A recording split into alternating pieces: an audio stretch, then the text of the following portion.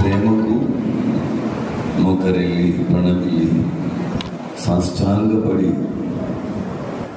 విజ్ఞాపన చేస్తూ మా మధ్య విరుతత్వమై ఉన్నారు. మమ్మలను మీ మహోన్నతమైనటువంటి వాక్కు చేత, బలమైనటువంటి మాట చేత, శ్రేష్టమైన భావమును మాకు అందిపుచ్చుకొనగలిగేటువంటి అవకాశములు ఈ మధ్యాహ్నపు వేళ మాకు దయచేయము. మా ఆలోచనలన్నీ మేము ప్రక్కన వదిలివేసి నీ మాటను మేము అందుకునేటువంటి ఆధిక్యత దయచేయము. మా మధ్య మీ వాక్యమును బలముగా అందించడానికి ఇష్టపడుచున్నటువంటి తత్వమైన యేసు నామములో అడిగి వేడుకొనుచున్నాము పరమ తండ్రి. ఆమేన్. దేవనామమున మీ ఎల్లరికూ శుభములు కలుగును గాక. ఆమేన్. పరిశుద్ధ బైబిల్ గ్రంథములో పండుగకు చాలా ప్రాముఖ్యత ఉంది. పండుగ అనేటువంటిది ప్రతి మనిషి జీవితంలో ఒక ఆనందాన్ని కలిగజేసేటువంటి సందర్భము. సహజముగా అన్ని మతాలలోనూ పండుగలు అనేటువంటివి ఆచరించబడడం అనేటువంటి సాంప్రదాయాలు ప్రపంచవ్యాప్తంగా ఉన్నాయి. పండుగ మన కుటుంబాలలో ఆనందాన్ని నింపేది. పండుగ మన జీవితాలలో సంబరాలు నింపేది, ఉత్సాహం నింపేది, మన జీవితాలలో సంతోషాలను అందించేది పండగ. పండగలో ఉన్నటువంటి ప్రాముఖ్యము దేవునిని కలిగి ఉండుట, ఒక భాగ్యముగా ఎంచుకుని అందుకు తగిన కారణాలను బట్టి జ్ఞాపకం చేసుకుంటూ చేసేటువంటిదే పండుగ. ఒక అద్భుతము జరిగిన తర్వాత, ఆశ్చర్యం జరిగిన తర్వాత, ఆశీర్వాదంతో నింపబడిన తర్వాత అది ప్రతి ఏటా జ్ఞాపకము చేసుకుంటూ దానిని బట్టి దేవునిని మహిమపరుస్తూ సాగేటువంటి ప్రత్యేకమైనటువంటి సాంప్రదాయ సిద్ధమైనటువంటి కార్యక్రమమే పండుగ. పండుగ అందరి జీవితాలలో ఆనందాలను నింపాలని కోరుకుంటారు. పండుగ వచ్చే సమయానికి అన్ని చక్కబడాలని కోరుకుంటారు. పండుగ సమీపిస్తున్న కొద్దీ కుటుంబాలలో ఒక కొత్త తెలియని సంతోషము ప్రారంభమవుతుంది. పండుగ దగ్గర పడే కొద్దీ బంధువులతో ఉన్నటువంటి బాంధవ్యాలు గట్టిపడేటట్లుగా ఒకరిని ఒకరు ఆహ్వానించుకొని పండుగని ఎలాగున చేసుకోవాలి అనేటువంటి ఆలోచనలతోనే మనము వెళ్ళిపోతూ ఉంటాం. శ్రమని మర్చిపోతాం, బాధను మర్చిపోతాం, వేదన మర్చిపోతాం, వ్యాధిని మర్చిపోతాం. అన్నింటినీ మర్చిపోయి ఆనందంగా చేసుకునేది పండుగగా మనం చూస్తూ ఉన్నాం. దేవుడు కూడా మనకు బైబిల్ గ్రంథములు ప్రత్యేకమైన పండుగలు తెలియచేశాడు. ఆయన 7 ప్రాముఖ్యమైనటువంటి పండుగలు, 7 పండుగల గురించి ఒక అధ్యాయములో పూర్తిగా ఏ విధంగా ఎప్పుడెప్పుడు ఎలా చేయాలి అనేటువంటి వివరణ మనకు పరిశుద్ధ గ్రంథములో కనిపిస్తూ ఉంది. నిర్గమాకాండములో పండుగలు ఉన్నాయి వ్రాయబడి, లేవియ కాండములో కూడా ఉన్నాయి, సంఖ్యాకాండములు, ద్వితీయోపదేశ కాండములో పండుగల సందర్భాలు ఉన్నాయి. అన్ని పండుగలు కలిపి ఎలాగ చేసుకోవాలో అని లేవియ కాండము 23వ అధ్యాయములో చాలా విపులముగా వ్రాయబడి ఉంది. ఈ అధ్యాయాన్ని పండుగల అధ్యాయము అని అంటారు. కనుక పండుగలు చేసుకునేటువంటి క్రమాన్ని దేవుడే మానవునికి అందించి వేశాడు. పండుగ చేసుకునేటువంటి ఒక క్రమాన్ని దేవుడు ఏర్పాటు చేస్తాడు. ఒక్కొక్కటి ఒక్కొక్క రీతిగా ఏ పండుగను చేసుకునడం ద్వారా ఏమి జ్ఞాపకం చేసుకోవాలో ఆయన తెలియచేశాడు. లేవియ కాండము 23వ అధ్యాయము 5వ వచనములో ఒక పండుగ ఉంది. మొదటి నెల సాయంకాలమునందు పస్కా పండుగ జరపాలి. దేవునికి స్తోత్రం, హల్లెలూయా. 7 ప్రాముఖ్యమైనటువంటి పండుగలు.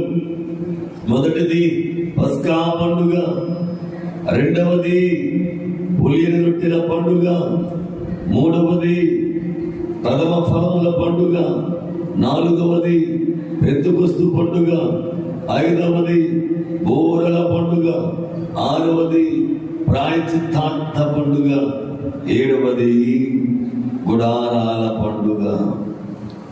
7 పండుగలు. మొదటి పండుగ పస్కా పండుగ.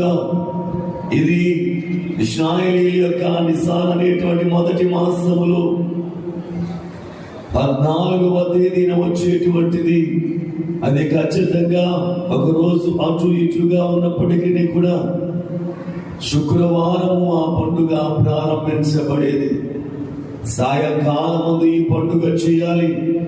ఇది దేనికి గుర్తుగా చేయమని దేవుడు చెప్పాడు అంటే, ఇశ్రాయేలీయులకు విడుదల కలిగినటువంటి సమయమందు వెళ్ళబోయే సమయములో వారు ఈ పండుగను ఆచరించి ఐగుప్తు దేశములో నుండి దేవుడు చూపించినటువంటి వాగ్దాన దేశం అనేటువంటి కానానుకు వారు ప్రయాణమై వెళ్ళినటువంటి ఆ సందర్భమును విడుదల చేసిన విధానమును బట్టి, విమోచించిన విధానమును బట్టి, నిర్గమము చేసిన విధానమును బట్టి చేయాల్సినటువంటి మొదటి పండుగగా దీనిని దేవుడు నిర్ణయించిన వాడై ఉన్నాడు.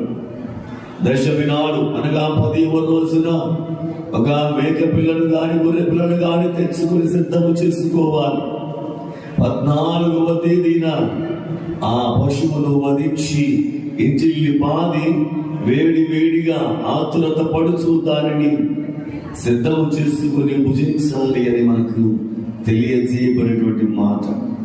కనుక ఈ పస్కా పండుగ వారి యొక్క శాప విమోచనము మాత్రమే కాదు, వారి యొక్క దాస్యత్వ విమోచన మాత్రమే కాదు, ఆ సమయమందు సంహారతోత ఆ కుటుంబాలలో ఏ విధమైన మరణమును లేకుండా చేయడానికి దేవుడు చెప్పినటువంటి నియమము ఏమిటి అంటే, వధించబడినటువంటి గొర్రె పిల్ల యొక్క రక్తమును తీసి ఇంటి గవిని మీద దానిని ప్రోక్షించాలి, లేక దానిని చల్లాలి, చిలకరించాలి, లేక గుర్తుగా దానిని అచట ప్రతిష్ఠించాలి అని చెప్పినటువంటి మాట. ప్రాముఖ్యమైన విషయాన్ని కనుక మనం గమనిస్తే ప్రియమైన వారు కదా, చిందించబడినటువంటి ఆ రక్తము ఆ గుమ్మం మీద చూచినప్పుడు సంహార దూత దాటి వెళ్ళిపోతుంది.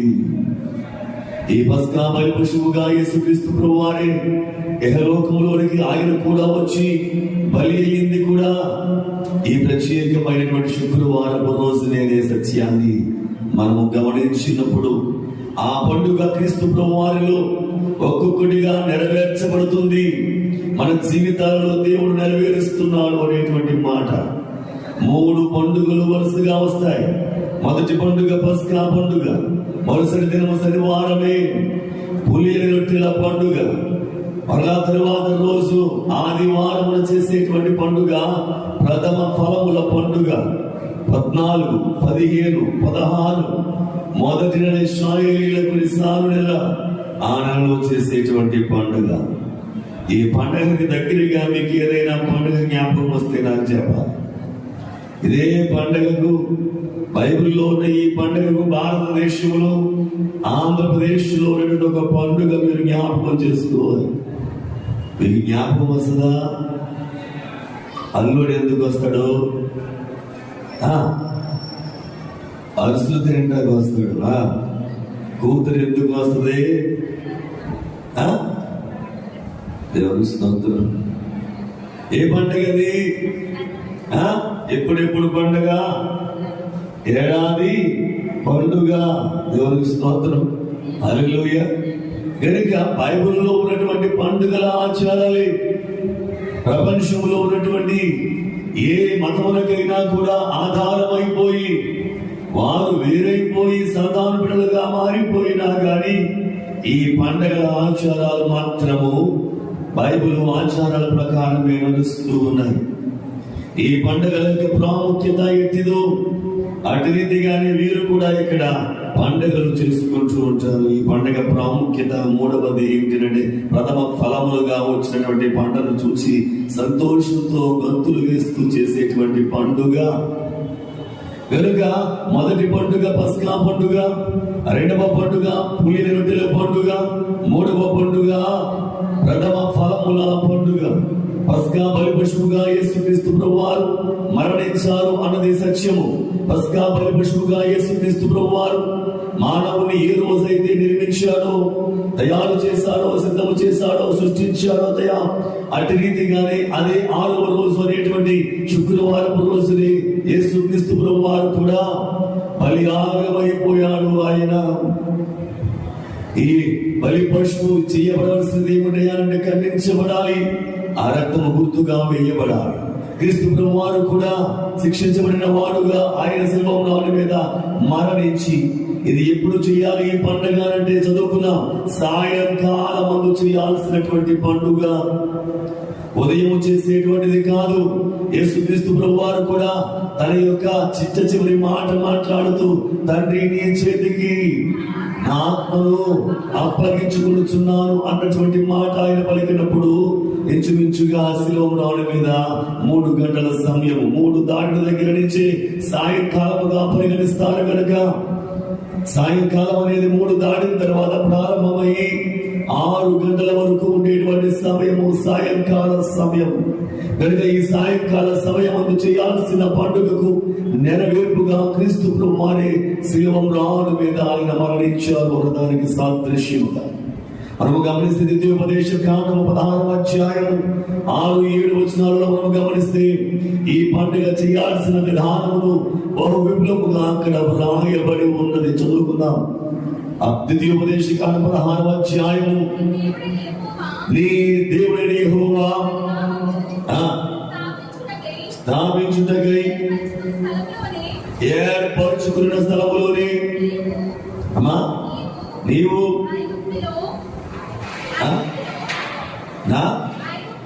ఐగుప్తులో బయలుదేరి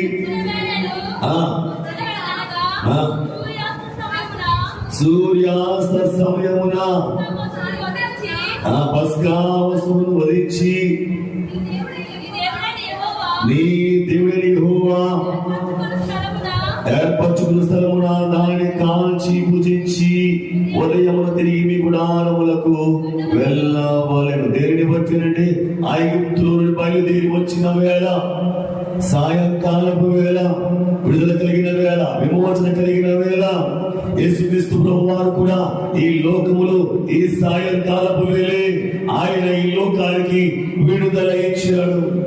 సాయంకాలపు వేళ తన ప్రాణాన్ని మనం దానముగా ఇచ్చడం ద్వారా ఈ లోకమును ఆయన పాపము నుండి, శాపము నుండి, వ్యాధి నుండి, శోధన నుండి, లోకము నుండి, సాతాను చేతుల నుండి మనలను విడిపించాడు. చెప్పబడి దేవుని మహిమపడతాము. హల్లెలూయా. ఈ సహవాసాలైతే ఈ మానవుడు కోల్పోయాడు. ఏదైనా తోటలో ఆయన సాయంకాలపు వేళ, ఏ వేళది? చల్లపూట అంటే సాయంకాల సమయము. ఆ సమయంలో క్రీస్తు యెహోవా దేవుడు ఏదైనా తోటలోనికి వచ్చి ఆదాము అవ్వలతో పాటుగా సంచరించే సమయంలో ఆ ఆనందాన్ని, ఆ పండుగను, ఆ సంబరాన్ని, ఆ మహోత్సవాన్ని, ఆ ఆనందాన్ని వారు ఆయనతో కలిగి ఉండేటువంటి వారు. అటువంటి ఆ పండుగను వారే కోల్పోయారు. తప్పు చేయడం ద్వారా, పాపము చేయడం ద్వారా, సాయంకాలం అయితే ప్రతి మనిషి జీవితంలోనూ కూడా ఒక సంతోషం. సాయంకాలం అయితే పనిచేసినటువంటి వాడికి చేతికి కూలి డబ్బులు వచ్చేటువంటి సమయము సంతోషము. పడిన శ్రమకు కష్టానికి తగిన ఫలితాన్ని అందుకునేటువంటి సమయము సాయంకాలం. సాయంకాలం అయితే ఇంటికి చేరిపోయేటువంటి, కుటుంబంతో పాటుగా సంతోషంతో ఉండేటువంటి ఆనంద హేళ. అటు రీతిగానే తండ్రి అయినటువంటి దేవుడే కుమారుడుగా పరిశుద్ధాత్ముడుగా ఆదాము అవ్వలు ఉన్నటువంటి ఏదెను తోటకు సాయంకాల సమయమందు వచ్చి వారితో ఆయన సహవాసాన్ని చేసేటువంటి వాడు. దేవునికి స్తోత్రం, హల్లెలూయా. ఇటు సహవాసం ఒక రోజున విడిపోయింది. అదే సాయంకాలం ఆయన వచ్చారు. వచ్చినప్పుడే సంతోషించవలసిన వారే, ఆనందించవలసిన వారే పండుగ చేసుకుని పరిగెత్తుకుని వచ్చి హత్తుకుని ఆయనతో ముచ్చటించాల్సినటువంటి వారే ఏమైపోయారు అంటే వేరైపోయారు, సిగ్గుపడిపోయారు, వస్త్రహీనులైపోయారు, మహిమను కోల్పోయారు. చుట్టూ చోటుకు వెళ్ళి దాగుకొనవలసి వచ్చింది. అదామా నువ్వెక్కడ అన్నప్పుడు, నువ్వు పిలిచినప్పుడు నేను దిగంబరినై చెట్టు చాటుకు వెళ్ళిపోయాను అని తన యొక్క జీవితంలో ఉన్న పండుగను లేకుండా నిర్వీర్యము చేసుకున్నాడు. పాపంలోనికి వెళ్ళిపోయాడు, శాపంలోనికి వెళ్ళిపోయాడు. పండుగ లేదు అతని జీవితంలో, సంతోషం కోల్పోయాడు. నీవు నేను కూడా ఈ రోజున మన జీవితాల్లో దేవునితో ఉన్న సహవాసాన్ని కోల్పోయి, ఆ పండుగ ఆనందాన్ని కోల్పోయి, లోకములో సాతానుతో కలిసిపోయి ఈ లోక జీవితాన్ని జీవిస్తూ ఇదే శ్రేష్టమైనది, ఇంతకన్నా గొప్ప జీవితం మనకి లేదు అన్నట్లుగా మనమే జీవిస్తూ ఆయన సహవాసానికి దూరం అయిపోతూ ఉన్నామేమో. దేవుడు ఎంత వేదనతో ఉన్నాడో గ్రహించు. నీలో ఉన్న పండుగలు తీసివేయడానికి ప్రక్కనే ఉంటాడు భగవాడు. ఎప్పుడు నీలో జీవితంలో ఆనందాన్ని తీసివేయాలా, ఎప్పుడు నీ బతుకులో దుఃఖాన్ని నింపాలా అనేది చూచేటువంటి సాతానుకు తావివ్వద్దు.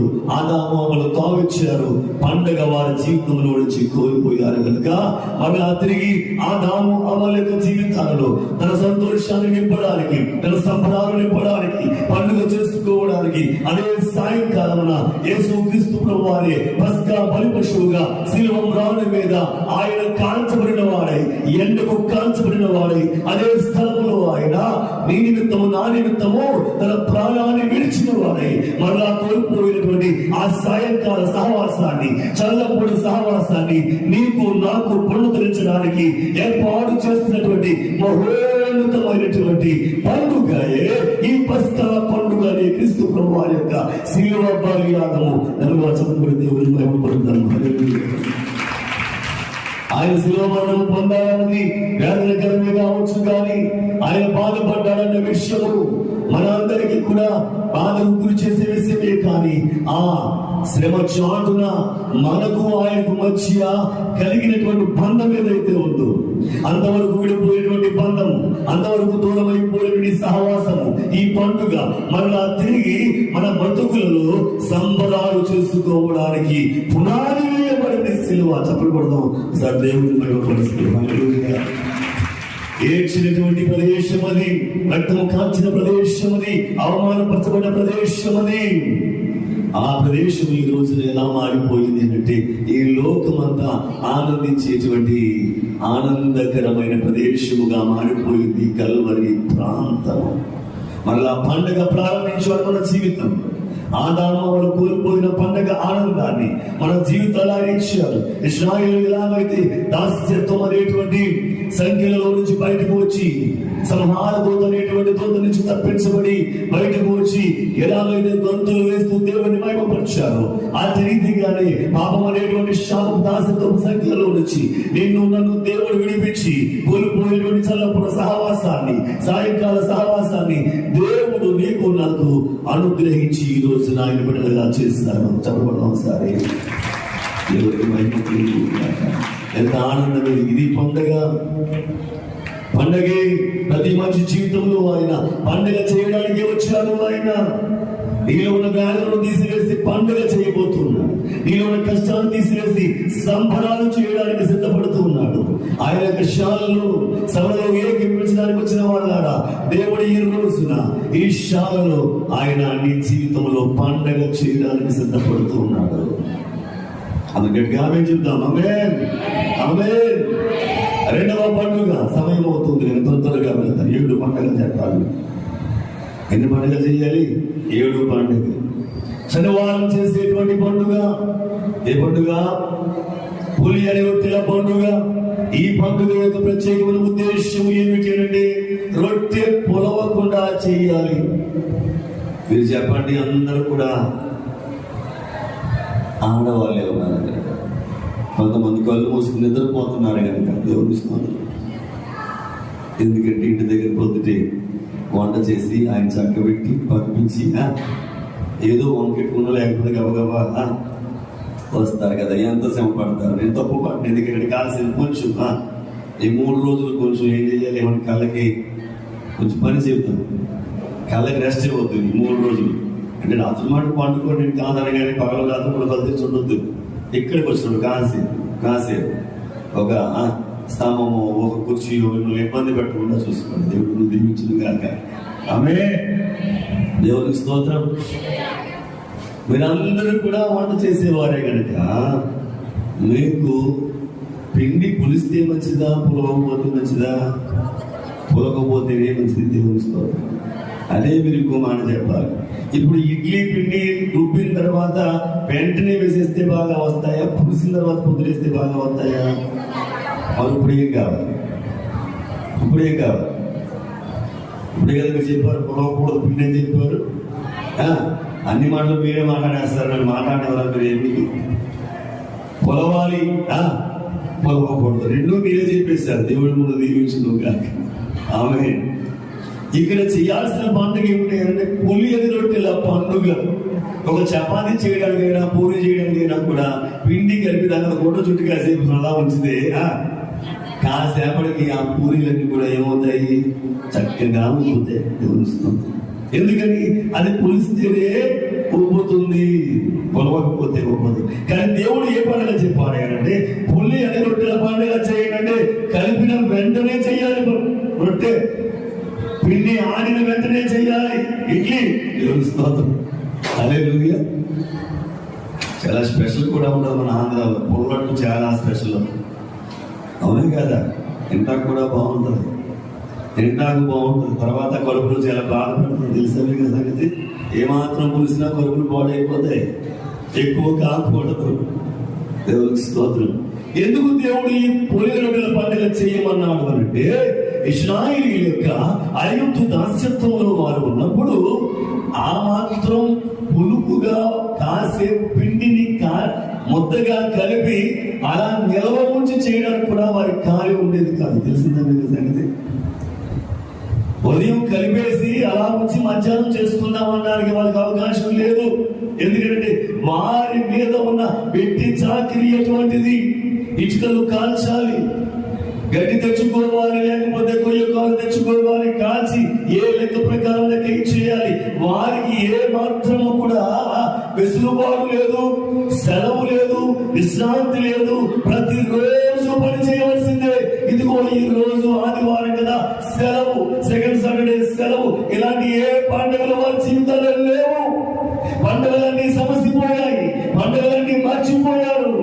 ఎప్పుడు కూడా వారి పని ఉండేయాలంటే ఇటుకలు చేయడమే వారి పని, ఇటుకలు చేయడమే వారి పని. శ్రమపడమే నేర్చుకున్నారు తప్ప సుఖపడేటువంటి సంతోషము వారి జీవితాల్లో లేదు.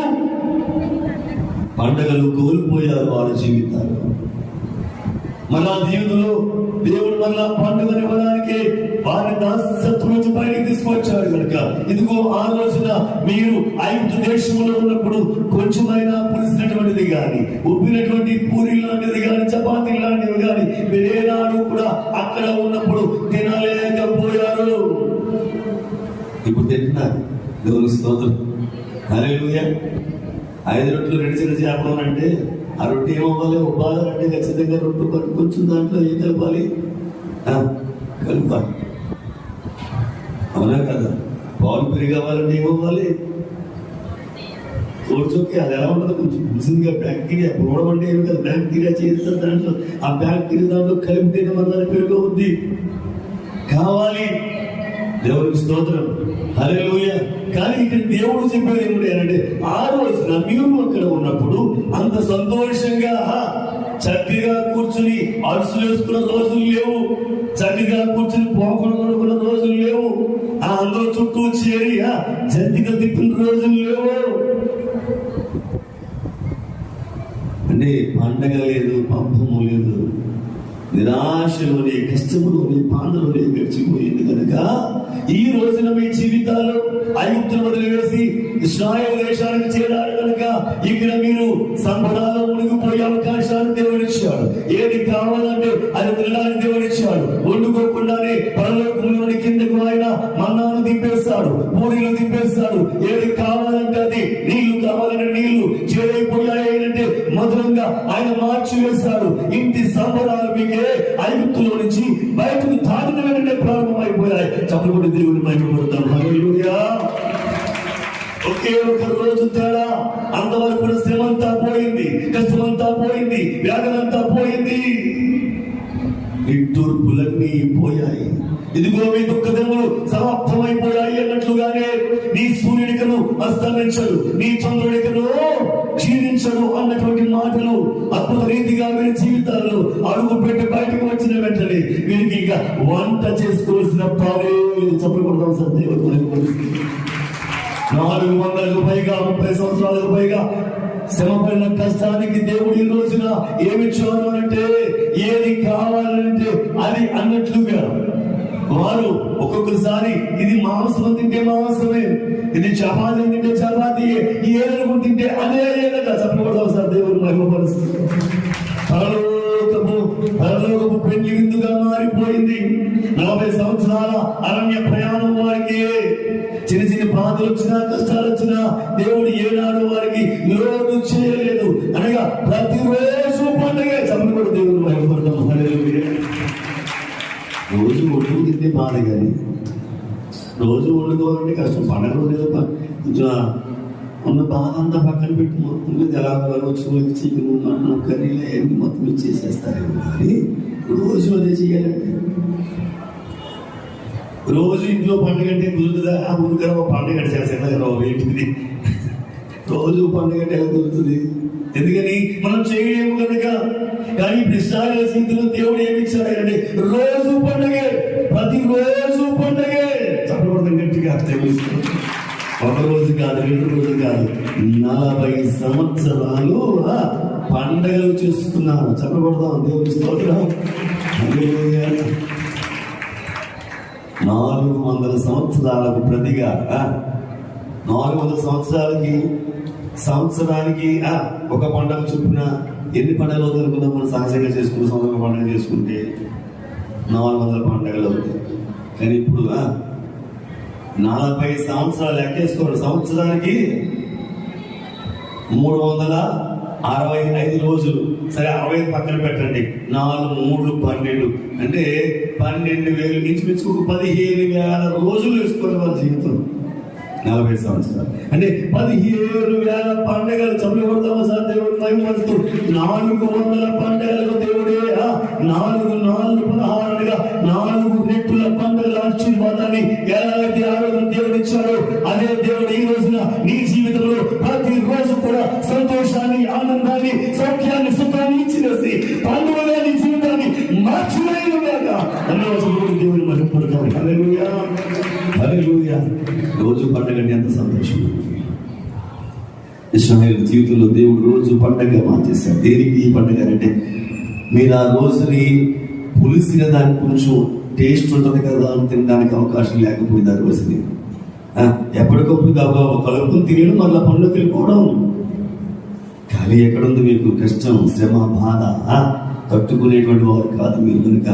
ఇదిగో ఆ రోజు లేకుండా చేశాను కనుక ఈ రోజున మీరు ఒక రోజు ప్రత్యేకంగా పరుచుకుని నిస్సారం నెల అనేటువంటి మొదటి మాసంలో 15వ తేదీన ప్రతి సంవత్సరం కూడా ఆ రోజును జ్ఞాపకం చేసుకుని పండగ చేసుకుని చెప్పాడు. దేవునికి స్తోత్రం.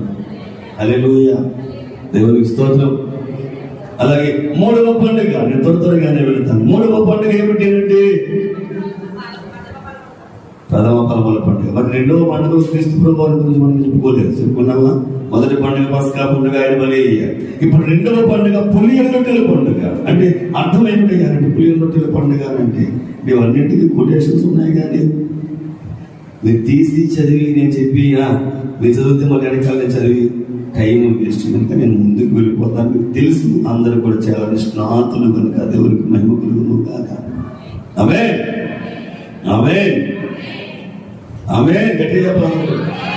ఆమేన్. చదువుపైకి చెప్పండి. ఆమేన్, ఆమేన్, ఆమేన్.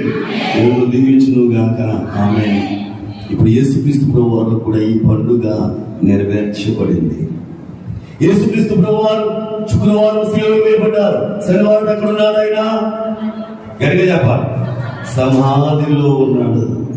ఇప్పుడు సమాధిలో ఉన్నటువంటి శరీరం ఏదైనా,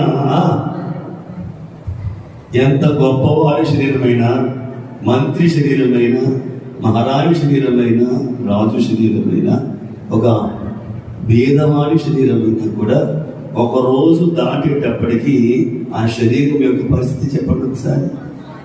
కొంపు కొడుతుంది, నిండుది, అప్పుడే పురుగు పట్టేది అని పెట్టి పట్టదు. ఎందుకని? బాగా క్యాచ్ చేస్తారు. పెట్టి పడుతుందా? ఎందుకు పట్టదు? ఒక 2 రోజులు 3 రోజులు ఉండేటప్పటికి శరీరం ఉబ్బుతుంది. పూరి ఎలాగైతే అర్థమవుతుందా మీకు?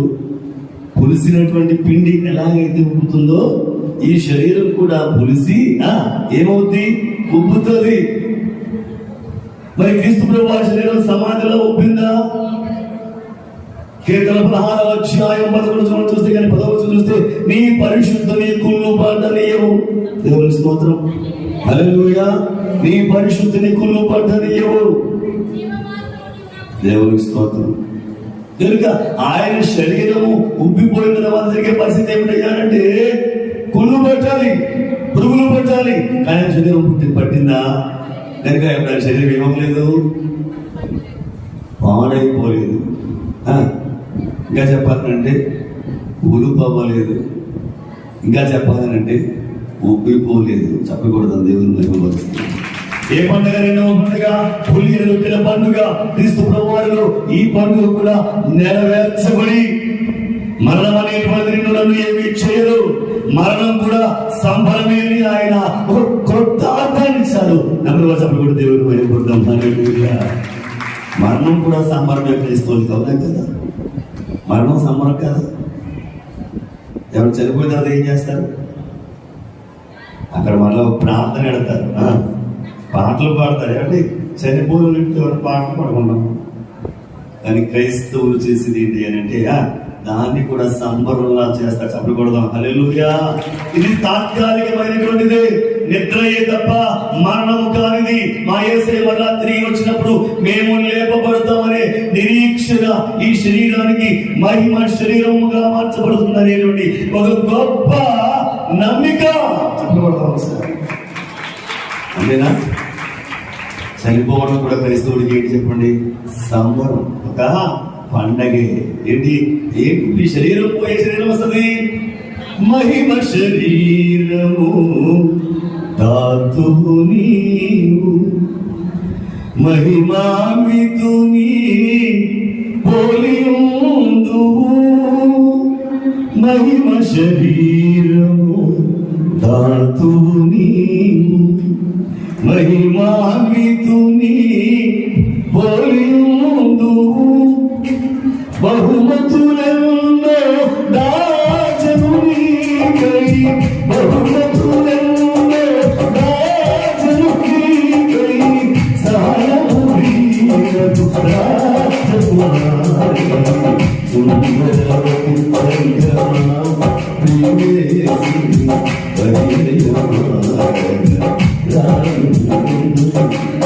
విడుదల కలుగును వెలుగును, విడుదల కలుగును వెలుగును. నీ పిల్లలు నీ పిల్లలు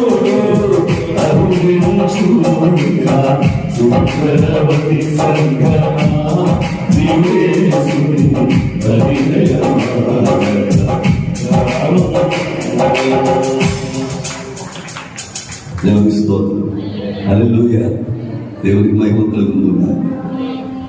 ఏ రూపం వస్తుంది ఇప్పుడు? చావు కూడా సంతోషమే క్రైస్తవుడికి. సహోదరులారా, నిరీక్షణ నిధుల వరే మీరు దుఃఖపడకూడదని చెప్పాడు. అవునా కదా? దుఃఖపడేవారు ఎవరు? క్రైస్తవుడు కాదు. లాజరు చనిపోలేదు, నిద్రిస్తున్నాడని చెప్పాడు. క్రైస్తవులు అనేటువంటి వారు మరణించాలన్న మాట మనకి కాదు. ఏమిటి? నిద్రించాలన్నదే. కనుక చావును కూడా పండుగగా మార్చేశాడు నా యేసు స్వామి ఈ రోజున. చావును కూడా ఆనందంగా మార్చేశాడు నా యేసు స్వామి ఈ రోజున. ప్రతి వారు చెప్పే మాట ఏమిటంటే, ఆదరించడానికి ఇచ్చుకొచ్చిన వారు చెప్పే మాట ఏంటంటే, అమ్మా భయపడకు, బాధపడకమ్మా, మళ్ళా ఆయన్ని మనం చూస్తాం కదా.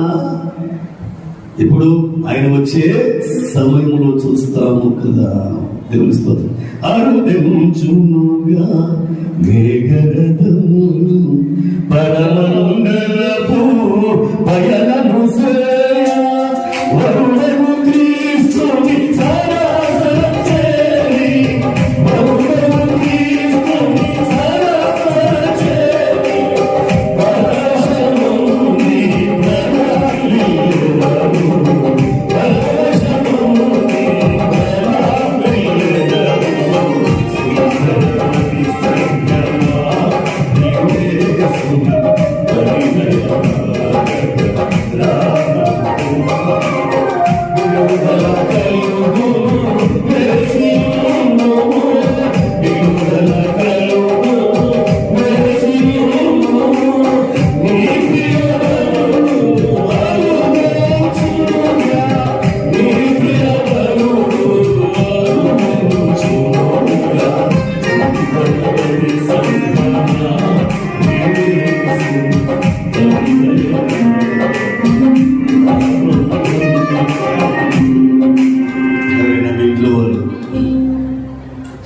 ప్రధానమంత్రి దగ్గరికి వెళ్తున్నానని కలవడానికి అంటే సంతోషమే కదా?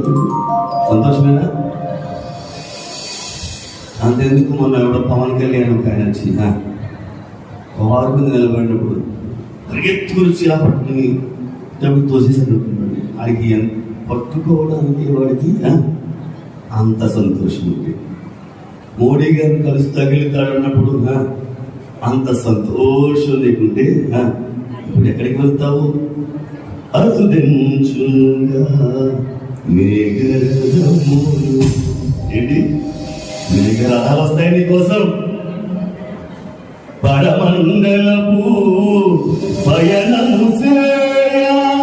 దీనికి పరలోకానికి ప్రయాణం చేయడానికి మోదీ గారి దగ్గరికి టికెట్ పంపించకపోవచ్చేమో కానీ, ఫ్లైట్ టికెట్ ఇవ్వకపోవచ్చేమో కానీ, అయ్యా నేను ఎవరాకి వస్తానన్నప్పుడు నీకేమి పంపించకపోవచ్చేమో కానీ, నా ప్రియుడైన యేసుక్రీస్తు ప్రభువారే ఏమి పంపిస్తున్నాడు అంటే మేఘ రథాలు నీకు పంపిస్తాడు.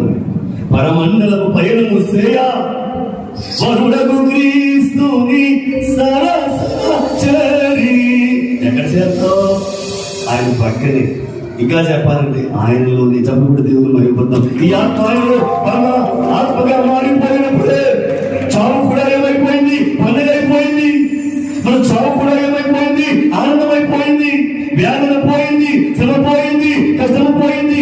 ఆయనలో కలిసిపోయే ధన్యత. సరసన చేరి ఏం చేస్తావు? ప్రణమిల్లితావు. అందుకని ఇప్పుడు చెప్పండి, క్రైస్తవునికి చావు కూడా ఏమైపోయింది?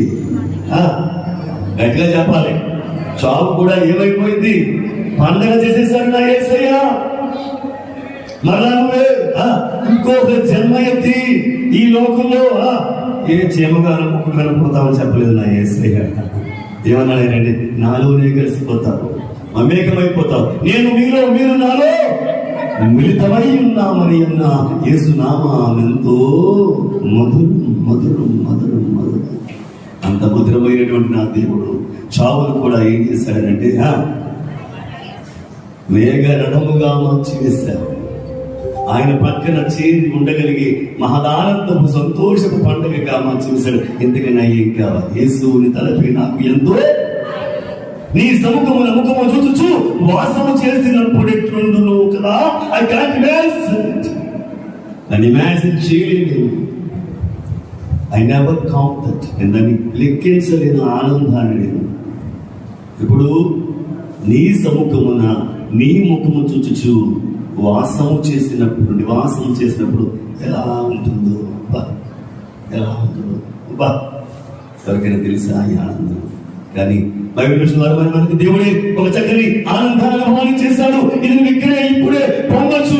ఎలా ఉన్నదంటే తెల్లవారుసారి 3 గంటలకు లేచి ధ్యానం ఎవరైతే చేస్తాడో వారికి ఈ అనుభవం అంతస్తులోకి చేర్చబడతా చెప్పబడతాం సార్. దేవుడు ఆ ముద్ర నీలో ఉందా?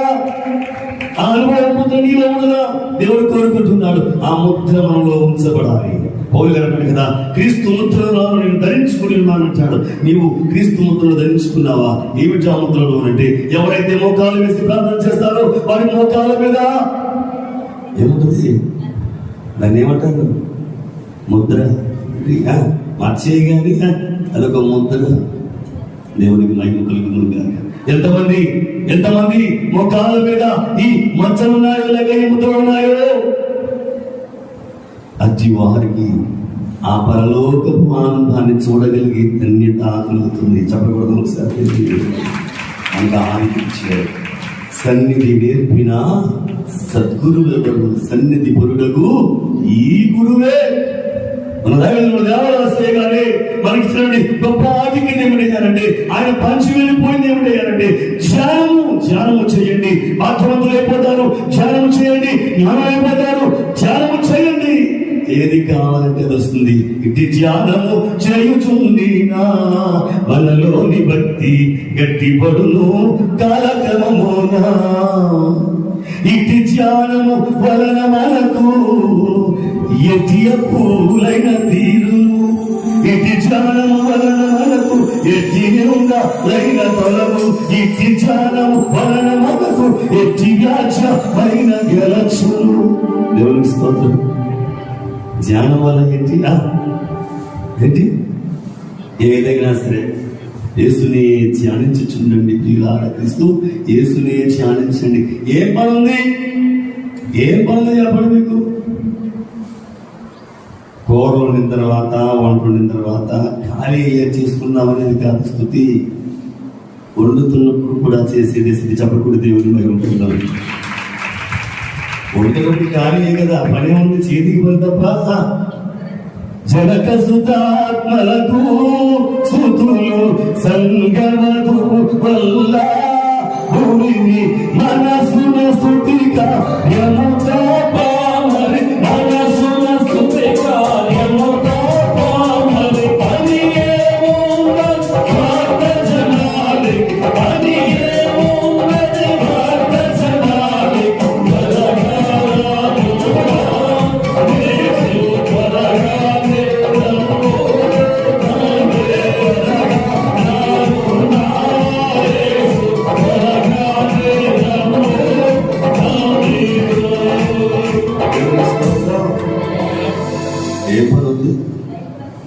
మీకు ఏం పని ఉంది? జనక సుతాత్మలకు స్తుతులు సంఘ వధువు వల్ల భూమిని.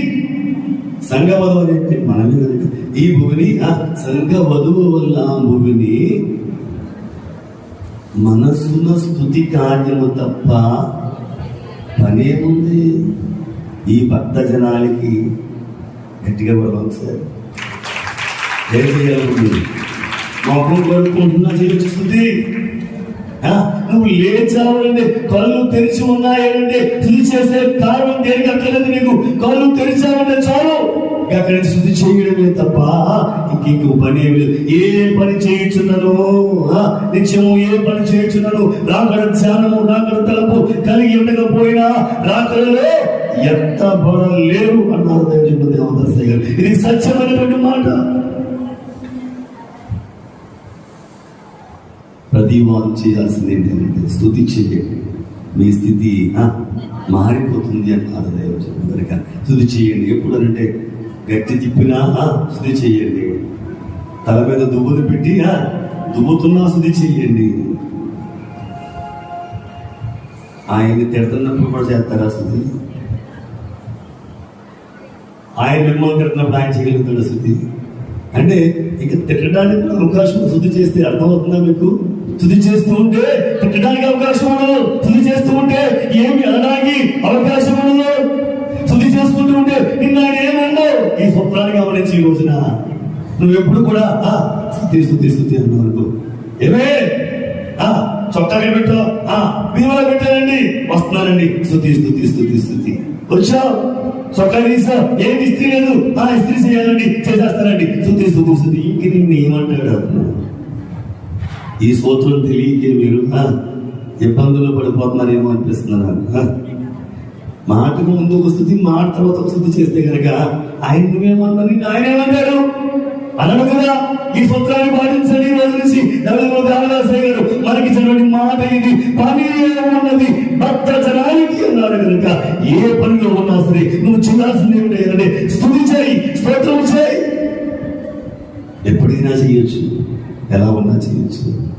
సంతోషమందైనా శ్రమల ఎందైనను నా స్తుతి కీర్తనకు ఆధారము నీవే. సంతోషమందైనా శ్రమల ఎందైనను నా స్తుతి కీర్తనకు ఆధారము నీవే.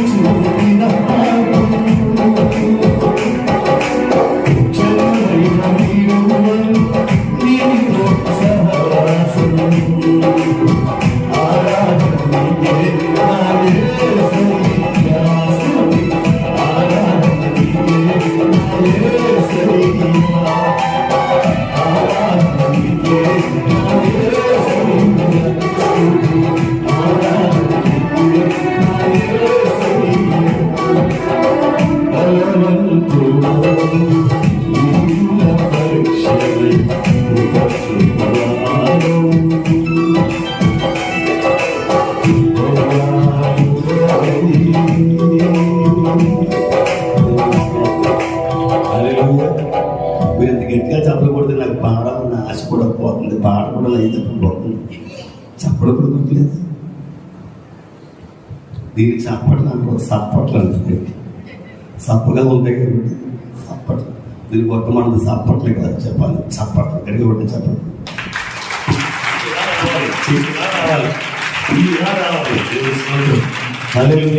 పూర్ణ శక్తితో చేయడం అంటే ఎంత శక్తి ఉందో అంత శక్తితో కొట్టాల్సిందే.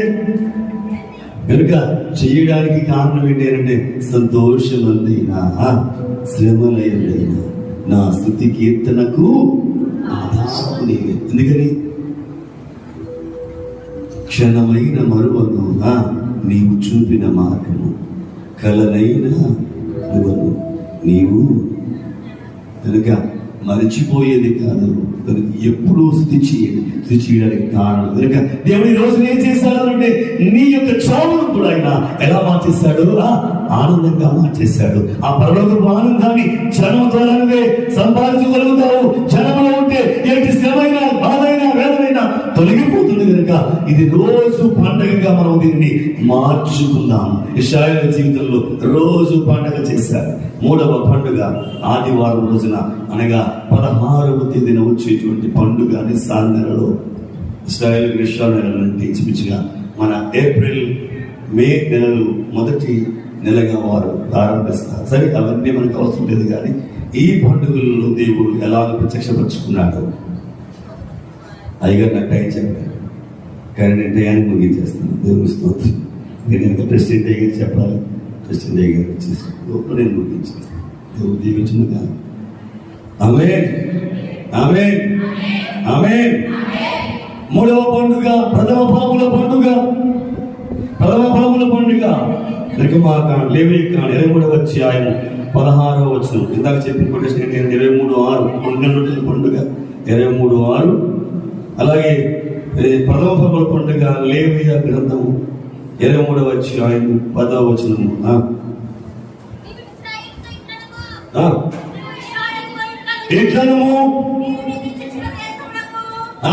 నేను మీకు ఇచ్చుచున్న దేశమునకు మీరు వచ్చి దాని పంటను కోయినప్పుడు మీ మొదటి పంటలో ఒక పనను యాజకుని యొద్దకు తేవాలి. దేవుని స్తోత్రం. ఏమన్నా ఇది ప్రథమ ఫలముల పండగ. ఎంతమంది చేస్తారు ప్రథమ ఫలముల పండుగ? అంటే ప్రథమ ఫలం ఏం చెయ్యాలి? ఎంతమంది తెస్తున్నారు? చెరువు కట్టిన ఎవరు ఇవ్వట్లేదా? ఇంట్లో జాంగే కాసింది అనుకోండి, జాంగే పట్టుకొచ్చిస్తారు, మీరు మొట్టమొదటి జాంగే ఇస్తారా? ఇవ్వట్లేదు, పట్టుకుంటున్నారు మీరు. అది కూడా పట్టుకొచ్చి ఇవ్వట్లేదు అయ్యారు. పొలంలో ప్రథమ ఫలముగా ఉండేది ఏదైనా సరే తీసుకుందాం, అవునా కదా? ఎంతమంది ఇస్తున్నారు చెప్పండి? ఏదైనా ప్రథమ ఫలం ఇచ్చేవాళ్ళు 1, 2, 3, 4, 5, 6, 7 ఎన్ని ప్రథమ ఫలాలు ఇస్తున్నాయి కానీ ఒక ప్రథమ ఫలం ఇవ్వలేదు. గర్భఫలమైన నా జ్యేష్ఠ పుత్రుని నీకిచ్చిన వేలాది నదులంత విస్తార తైలం నీకిచ్చిన చాలునా. వేలాది నదుల విస్తార తైలం నీకిచ్చిన చాలునా. నా జ్యేష్ఠ పుత్రుని నీకిచ్చిన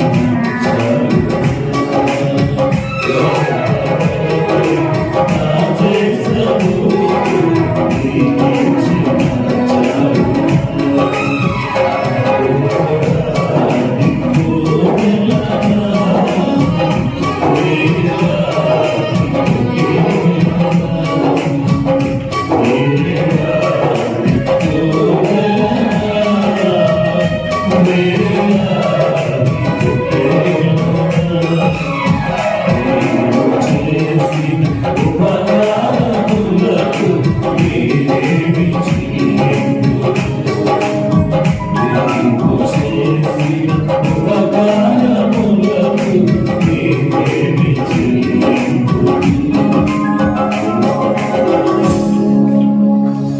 జాంకాయ కాబట్టి పర్వాలేదు ఇచ్చేస్తాను. ఒక తాటి చెట్టు తాటి పండు కాబట్టి 12 పట్టుకు చేయగలిగి ఇచ్చేస్తున్నాం. లేకపోతే ఒక గారేసు అట్టేసు ఇచ్చేస్తున్నాం. దేవునిస్తున్నాం. కానీ ఎవరిని ఇవ్వాలి? కొడుకుని ఇవ్వాలి, పెద్ద కొడుకుని ఇవ్వాలి, జ్యేష్ఠ ఫలాన్ని దేవుడి సేవకు ఇవ్వడానికి సిద్ధపడండి. ఏమిస్తావు? నువ్వు మొక్కేసుకో, అంతే. నువ్వు మొక్కుకో చాలు. ప్రభా నా కొడుకుని నీకు ఇచ్చేస్తాను, నన్ను వాడు మార్చుకో, దేవుడే కార్యం చేస్తాను. నువ్వు అనుకుంటే నీకు ఇష్టం బా. తెలీదా మీకు? అనుకొనుటే కష్టంబా అదరుట కన్నా వినరయ్యా వినాలి. యేసు ప్రతి శనివారం ఎక్కడ ఉన్నది పాడాలి ఇక్కడ. కానీ కంటిన్యూస్ గా పాడితేనే గుర్తుండదు తప్ప మధ్యలో మనం కనుక మళ్ళీ ఆత్మవరం అంటే పాడలేం. అంతే. 2వ ఎక్కమైన అంతే, 3వ ఎక్కమైన అంతే. 2 రేళ్ళు 4, 3 రేళ్ళు 6, 9 రేళ్ళు అంటే మనం మధ్యలో చెప్తే ఆలస్యం ఇది వస్తుందా? మనకి కంఠస్థం వచ్చిన వాక్యాలేని అంతే. 91 బాగా కంఠస్థం, అది కూడా ఎలా చెప్తాం? కంటిన్యూస్ చెప్పి కూడా చెప్తాం. కానీ మధ్యలో ఆఫ్ చేసి నీ పాదములకు రాయి తగలకుండా తర్వాత ఏంటామంటే చెప్తాడు. కానీ మనసులోని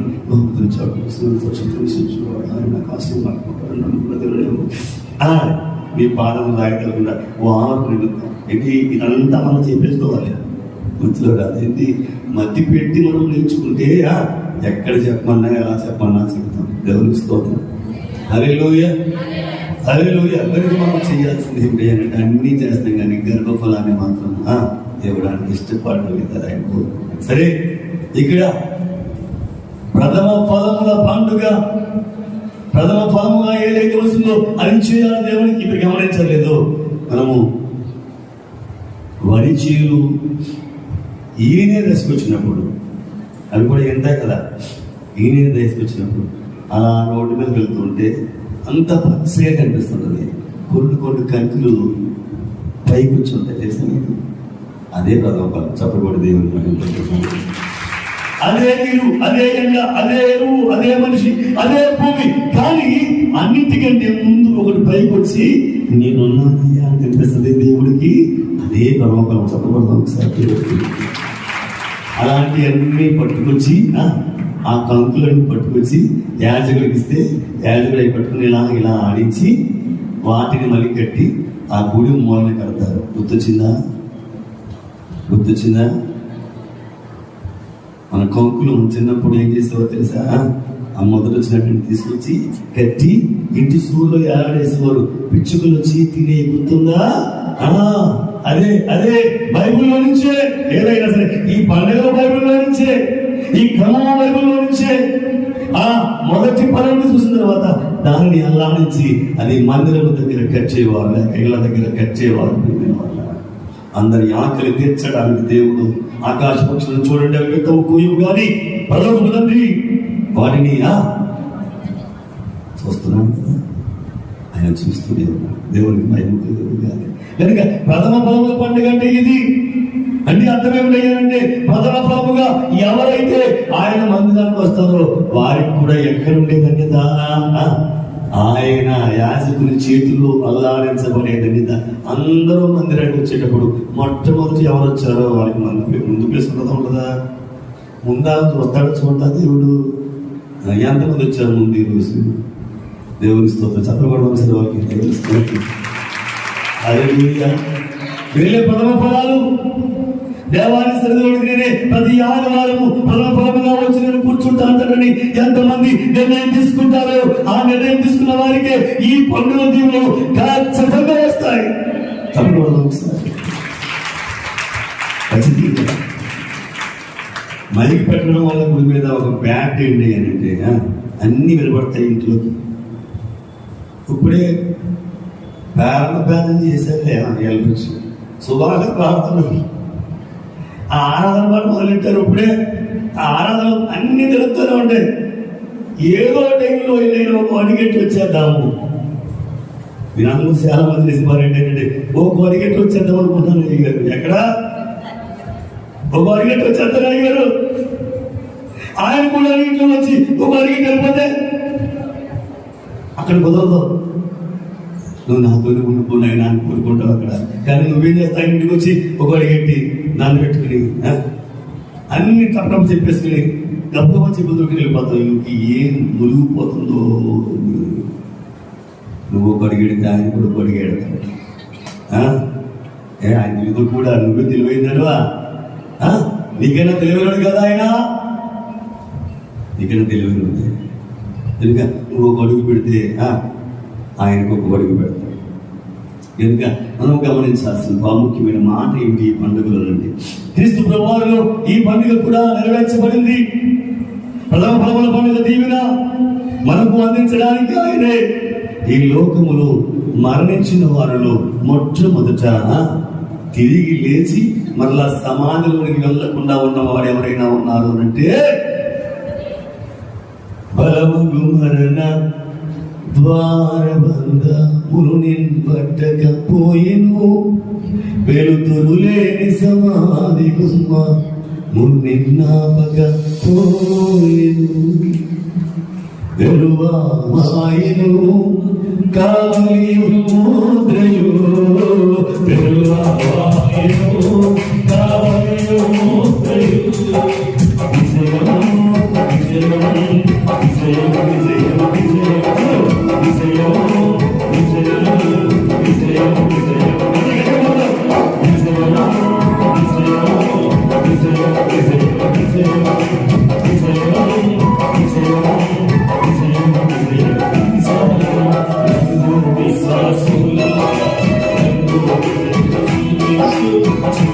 సంతోషం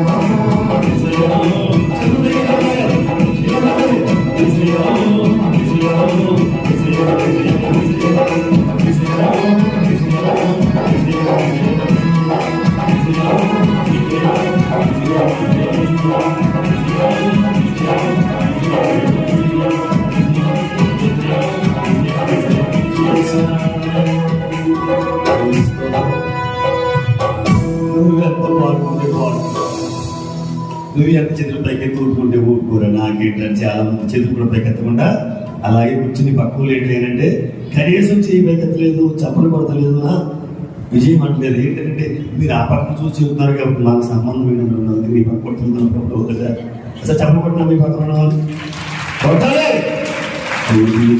ఇలా కదా గట్టిగా కొట్టాలి. ఆమె జాయబులో క్రీస్తు మహారాజు కనుక ఆయన మొదటి కొద్ది పత్రిక 15 అధ్యాయం 20 వచ్చిన మనం చూస్తే కనుక 15-20 ఆయన ప్రథమ ఫలముగా క్రీస్తు ముద్రల నుండి కనుక ఇప్పుడు ప్రథమ ఫలముల పండుగ క్రీస్తు ప్రభువారు నెరవేర్చబడింది అంటే మొట్టమొదట లేపబడినటువంటి వాడు, లేచిన వాడు, మరణము జయించిన వాడు ఎవరు? యేసయ్య. ప్రథమ ఫలముగా ఆయన అర్పించబడ్డాడు. మనకు తన ప్రాణాన్ని ఇచ్చి జీవాన్ని మనకి ఏమి ఇచ్చాడు అంటే ప్రథమ ఫలముగా ఇచ్చాడు. సభ్యులు కూడా దేవుని దేనికోసం ఈ మానవుడు బాధపడుతున్నాడు. ఈ మరణాన్ని ఆయన ఏం చేశాడు? పండగ అమలు చేశాడు. ఇప్పుడు మరణము తరువాత తిరిగి లేచాడు కనుక మరణం అనేది పండగ ఎలా మారిపోతాయి అంటే మహదానందంగా మారిపోతుంది. చూడండి అని సమాధి వైపు చూసిన వారందరికీ, గోతు వైపు చూసిన వారందరికీ, భయము అని చూసినటువంటి వారందరికీ, సమాధి దగ్గరికి వెళ్ళడానికి భయం, మనుషులు ముట్టుకోవడానికి భయం, చచ్చిపోతాడంటే ఆటోలో తీసుకెళ్ళడానికి భయం. ఈ భయం అంతా తీసివేయడానికి యేసుక్రీస్తు ప్రభువారు మరణమును జయించారు. చదువుడు దేవుని మహిమపడుతున్నారు. మరణమానే ముళ్ళు విరిచి ఉంటివి గాని మరి నాకు భయమే మిలే ఓ యేసునాథా, మరి నాకు భయమే మిలే. భయం లేదు. ఎందుకని? మరణాన్ని కూడా పండుగగా మార్చేశాడు కాబట్టి మరణం అనే మూడు విడిచివేశాడుగా, ఉచ్చరించడుగా, చిరంజీవిగా, జీవముతో అయినా తిరిగి లేపబడ్డాడు కనుక మరి నాకు మరణమనే ముందు విడిచియుంటివి కానీ మరి నాకు భయమేమిలే ఓ యేసునాథా, మరి నాకు భయమేమిలే.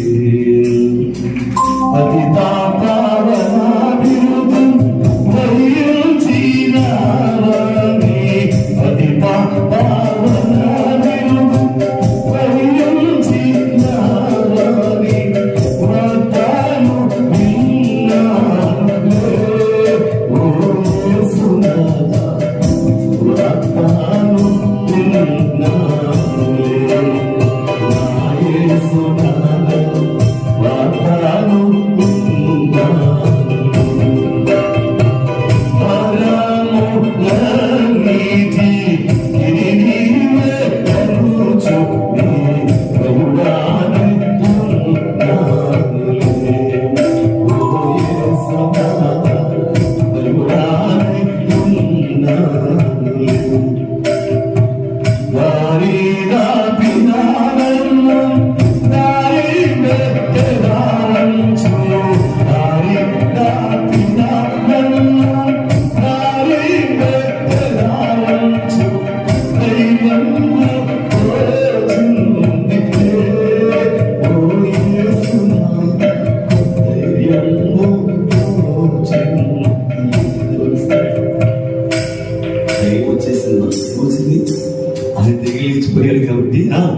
అదే విషయం నీకు నాకు కూడా ఆయన ఆపాదించాడు కనుక, ఇచ్చివేస్తాడు కనుక మనకి భయం ఏమి లేదు. ముళ్ళు ఇచ్చేస్తాడు కాబట్టి నాకు ఇంక భయం ఏమీ లేదు కనుక ఈ లోకంలో మనం చేయించి తిరిగి లేచిన ఒకే ఒక్కరు ఆయనే. గురం జోషు గారు ఒక చక్కని పద్యాన్ని రాస్తుంది.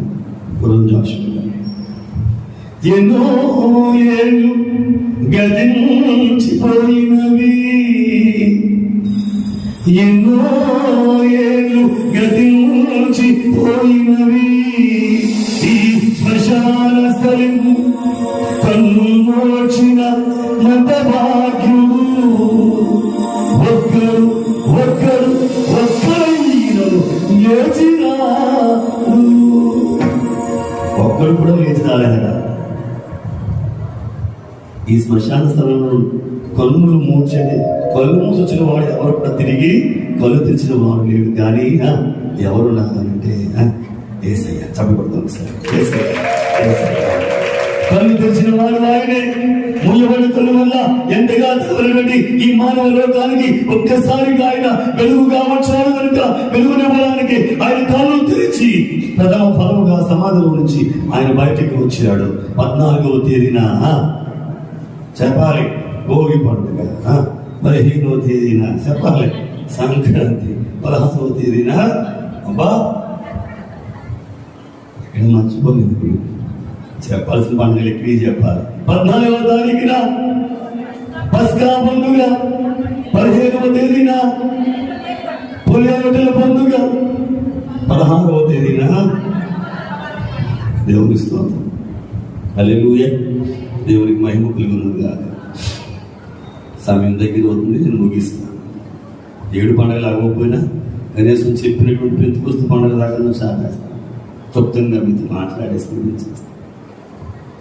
ఈ 3 పండుగలు 3 రోజులు వరుసగా చేయాల్సినటువంటి పండుగలు మొదటి నెలలో. దేవునికి స్తోత్రం. హల్లెలూయా. ఇప్పుడు 4వ పండుగ మనం చదివినటువంటి పండుగ చదువుకున్నాం. 2వ అధ్యాయం 1వ వచనం అపోస్తలుల కార్యముల గ్రంథము. పెంతెకొస్తు పండుగ దినము వచ్చినప్పుడు అందరూ ఒక చోట కూడి ఉండి దేవునికి మహిమ కలుగునుగా. పండుగ అంటే ఏం చెప్పాం? అందరూ సంతోషంగా ఆనందంగా ఒక చోట చేసుకుంటామని చెప్పాం. ఇశ్రాయేలు జీవితంలో రోజు పండుగ చేశాడు. యేసుప్రభువు వారు చావును కూడా పండుగ చేశాడు. తిరిగి లేవడం ద్వారా ఈ లోకానికి ఒక కొత్త పండుగ ఇచ్చాడు. చచ్చిపోయిన వాళ్ళు వేస్తారు అనే ఒక భరోసాతో కూడినటువంటి పండుగ ఇది. ఆ పండుగ ఇచ్చాడు ఆయన. ఇప్పుడు 4వ పండుగ. ఈ 4 పండుగలు కూడా మొదటి 6 నెలల్లోనే, ముఖ్యంగా 3, 1, 2 నెలల్లోనే వచ్చేస్తాయి. దేవునికి స్తోత్రం. హల్లెలూయా. దేవునికి మహిమ కలుగును గాక. ఇది పెంతెకొస్తు పండుగ. పెంతెకొస్తు పండుగ, పెంతెకొస్తు అంటే అందరికీ తెలిసిందే, అందరూ చెప్పేది. 50వ రోజు ఈ ప్రథమ ఫలముల పండుగ అయిన దగ్గర నుంచి ప్రథమ ఫలంగా వచ్చిన తర్వాత పూర్తిగా పంట చేతికి రావడానికి 7 49 రోజులు పడుతుంది. ఆ 49 రోజుల తర్వాత వచ్చేటువంటిది 50వ రోజు. ఆ రోజుకి ఏం చేయాలి అంటే పంట అంతా కూర్చుకుని సమృద్ధితో ఆనందంతో గంతులు వేస్తూ చేసేటువంటి పండుగయే పెంతెకొస్తు పండుగ. చెప్పబడి దేవుని మహిమపడుతున్నాడు. పొలంలో వచ్చినటువంటిదంతా కూడా పండుగ కూర్చుకొని చేసేటువంటి పండుగ. యేసుక్రీస్తు ప్రభువారు మరణించి తిరిగి లేచిన తర్వాత 40 రోజులు ఆయన అనేక మందికి ఆయన కనిపించి అనేక మందిలో ఆయన మంట మండించి పంట పండించాడు. చెప్పబడి దేవుని మహిమ. ఈ పంట ఎలాంటి పంట? మంట మండించేటువంటి పంట. మంట పండడం ద్వారా పంట పండుద్ది. ఇక్కడ యమాయి గ్రామస్తులు, ఎవరు? యమాయి గ్రామస్తులు నడిచి వెళ్ళిపోతూ ఉంటే యేసు ప్రభువారు వారితో నడిచి వెళ్ళి వారితో మాట్లాడుతూ, అవివేకులారా, మందమతులారా, ఇంకా అర్థం కాదా మీకు అని వారికి ధర్మశాస్త్రంలో నుంచి అనేక విషయాలు బోధించి వారు బలవంతం చేస్తే ఇంటిలోకి వెళ్ళి వారితో పాటుగా బస చేసి భోజనం చేసి ఆయన అదృశ్యమైపోయిన తర్వాత ఏమైపోయాడు ఈయన అని చూస్తూ ఉంటే అప్పుడు అర్థమైంది వారికి ఆయన యేసుక్రీస్తు ప్రభువారి సంగతి అర్థమై వారు అనేటువంటి మాట ఏంటంటే, ఆయన మనతో మాట్లాడుచుండగా మన హృదయములో మండుచుండలేదా? లూకాసు వార్త చదువుకుందాం సార్. తీసుకున్న లూకాసు వార్త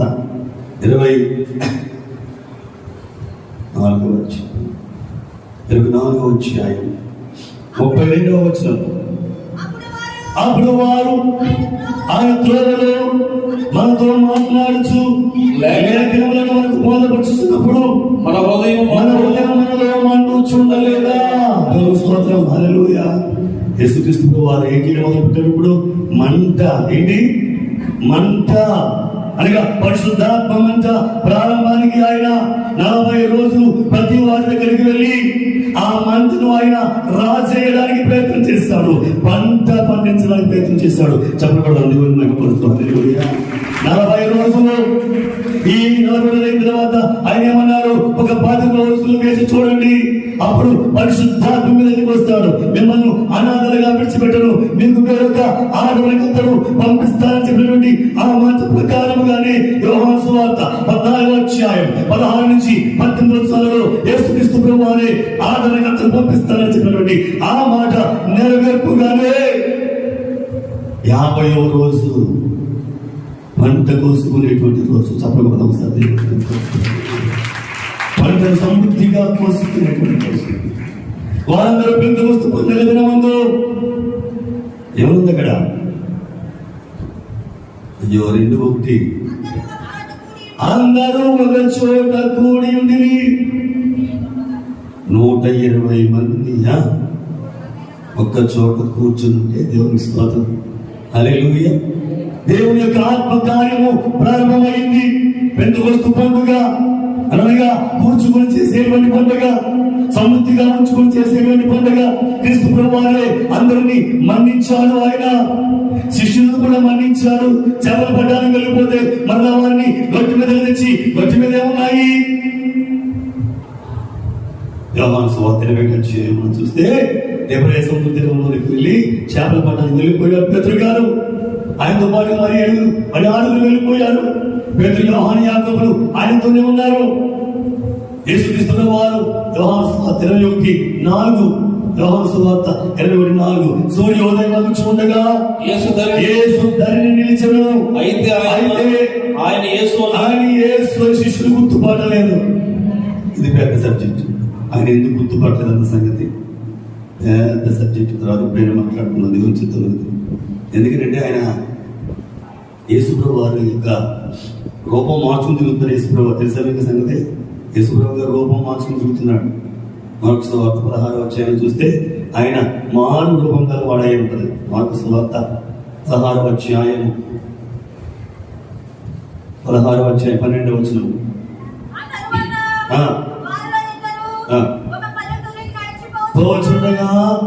ఆయన మారు రూపం గలవాడై, అందుకని గుర్తుపట్టలేదు. సరే, ఎందుకు మారు రూపం వచ్చిందో, ఎలా మారు రూపం వచ్చిందో పెద్ద చరిత్ర మనం మాట్లాడుకున్నాం. కానీ ఇప్పుడు యేసుక్రీస్తు ప్రభువు ఎక్కడ ఉన్నారు అంటే సూర్యోదయం అగుచు ఉండగా ఆయన ధరిని నిలిచెను. యేసుని వారు గుర్తుపడలేదు. అప్పుడు ఆయన అన్నాడు కదా, పిల్లల మీద ఏమైనా తినడానికి ఉందా అని అడిగితే లేదు అన్నారు. క్రైస్తవుడు ఎప్పుడు పలకపడని మాట ఇది. ఏంటి? లేదన్నది. దేవదాసయ్య గారు ఏమన్నారు? ఏమీ లేనప్పుడు పరమాన్నం తినమన్నారు. బట్టలు లేనప్పుడు పొట్టు పెట్టుకోమన్నారు. దేవుడికి మహిమ. ఆమేన్. అవునా కదా? ఏమీ లేనప్పుడు పరమాన్నం ఎలాగనంటే ఏమీ లేదు అబ్బాయి. నీళ్ళు బదులు పాలు ఎవరైనా తింటారు కదా, బోర్డు పాడి కదా, పంచదార పక్క వాళ్ళని తింటారు కదా, దాంట్లో వేసి ఏంటి పరమాన్నం అంటే ఏం కావాలి? పరమాన్నం అంటే ఏం వేస్తాడు దాంట్లోనే? పరలోకంలో చూసింది ఏమి ఎగిరి కదా, పాలు, బియ్యం, పంచదార, బెల్లం ముక్క, ఇదే కదా.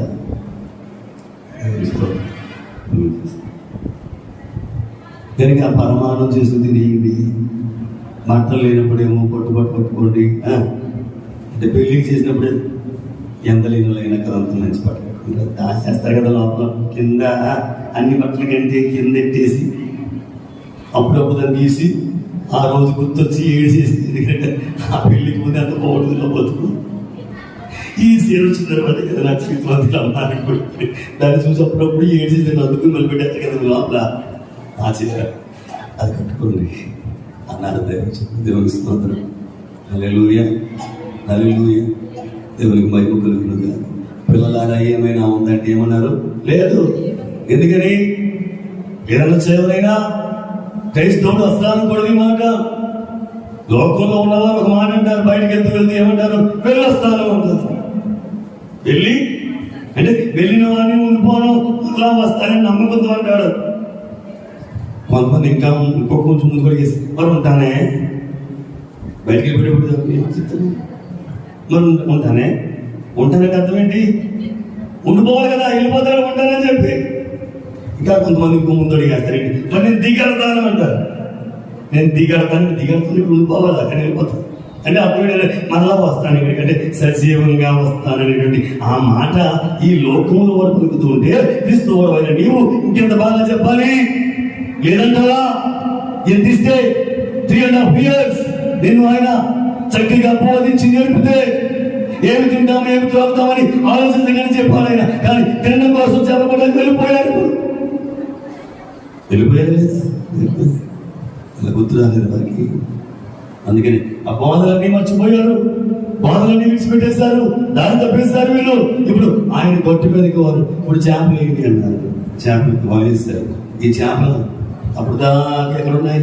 గొట్టు దగ్గర ఉన్నాయి. వాళ్ళు ఏం లోపలికి వెళ్ళిపోయారు. చేపలన్నీ మూట కొట్టుకుని వచ్చేసాయి. ఎందుకని? గొట్టు మీద ఎవరున్నారు? ఆయన దగ్గరకు వచ్చేసాయి ఈ చేపలన్నీ. ఈ చేపలన్నీ ఒక మాట అంటే ఎప్పుడు చెప్తున్నాను ఈ మాట. చేపలు అన్న శిష్యులతో మేము నీకు దొరికామనుకో మీరు ఆయన దొరకరు. మేము నీకు దొరికితే మీ ఆట తీరిపోతే ఆయన మీరు దొరకరు. అందుకని మేము దొరకకపోతేనే మీరు ఆయన దొరుకుతారు.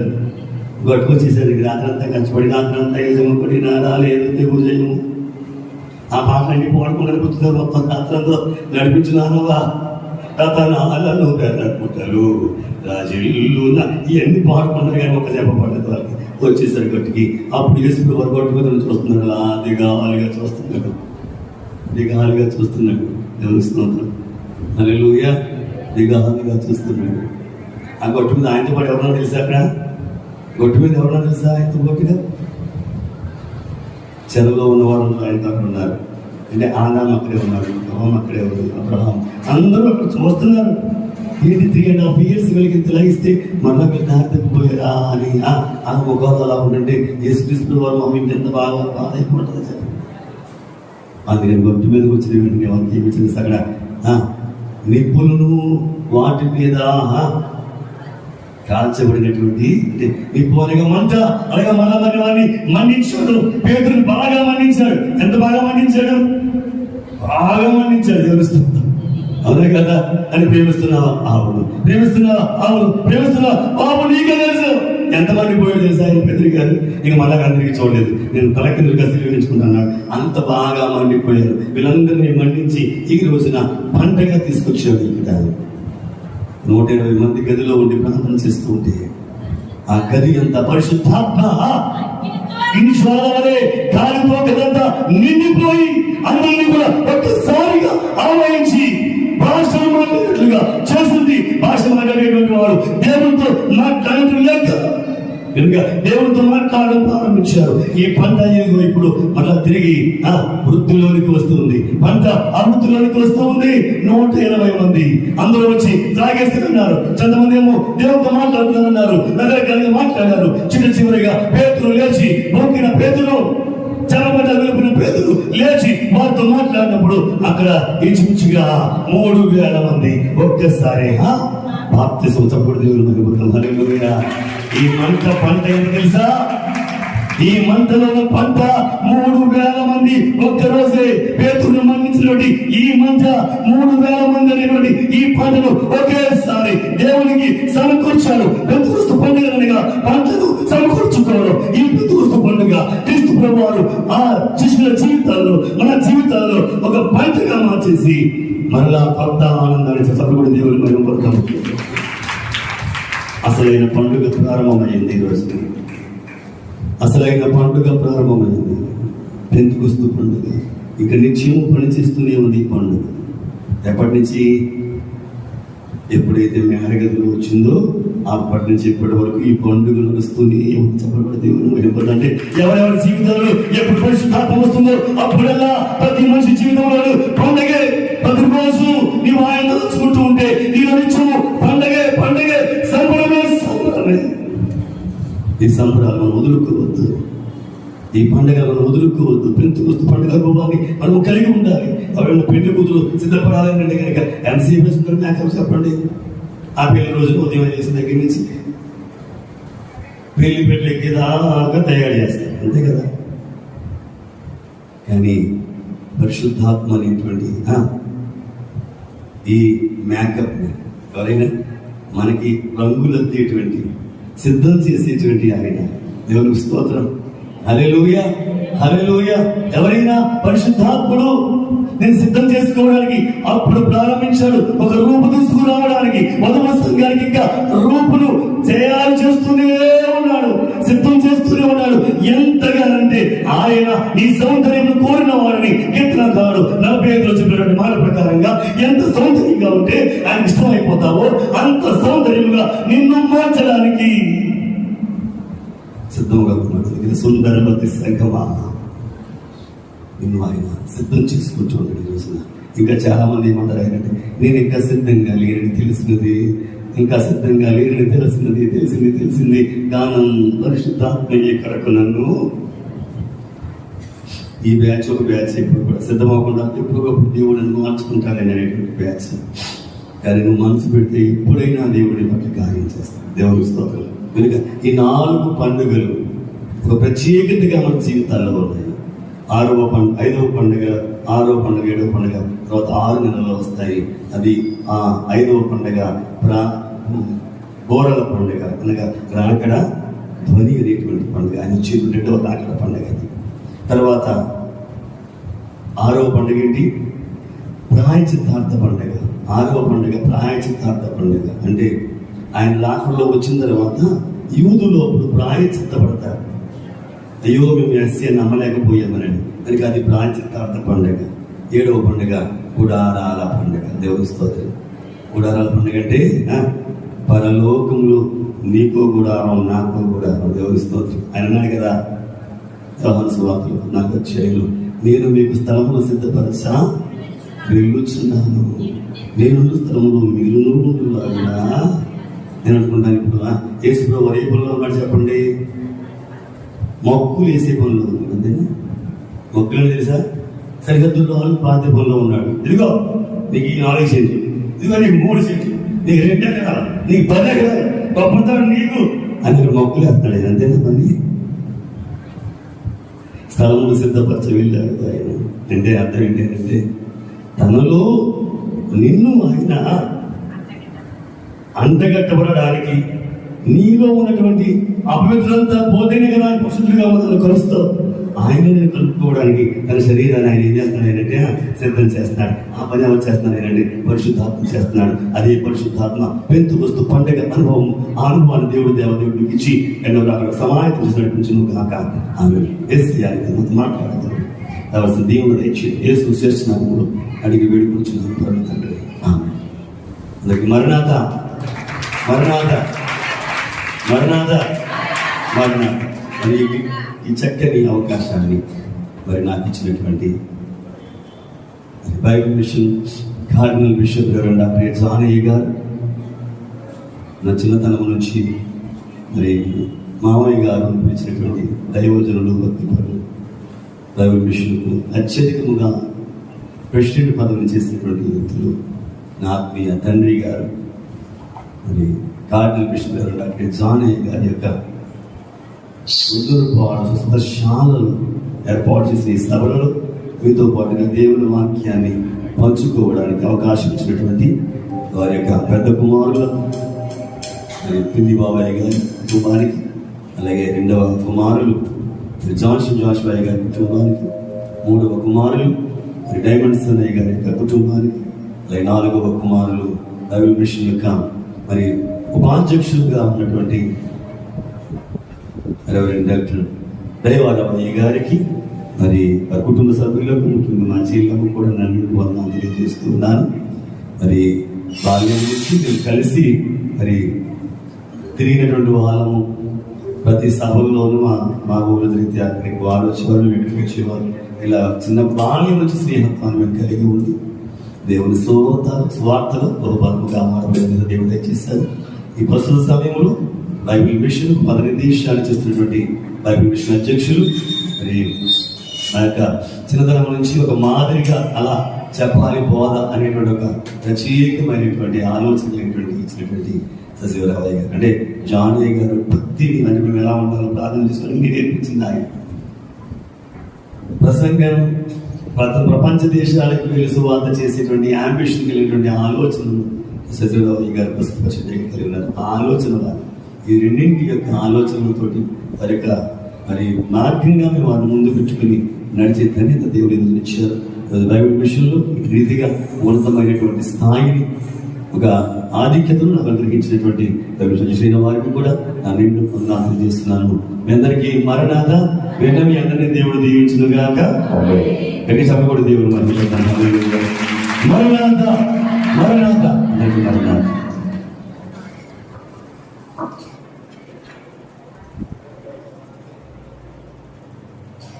దేవునికి స్తోత్రం.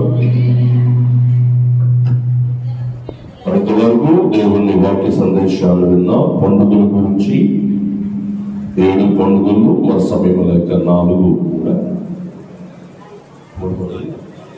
పండుగల గురించి. పెంటెకొస్తు పండుగ 4వ పండుగ, పరిశుద్ధాత్మల పండుగ, పరిశుద్ధాత్మను ఆనందించిన గొప్ప పండుగగా పండుగల గురించి మన చక్కని సందేశాన్ని మన ప్రియులు బైబిల్ మిషన్ గవర్నమెంట్ మెంబర్ గారు రెవరెండ్ ఎన్నాడి నవ్వు గారు మనకు అందించారు.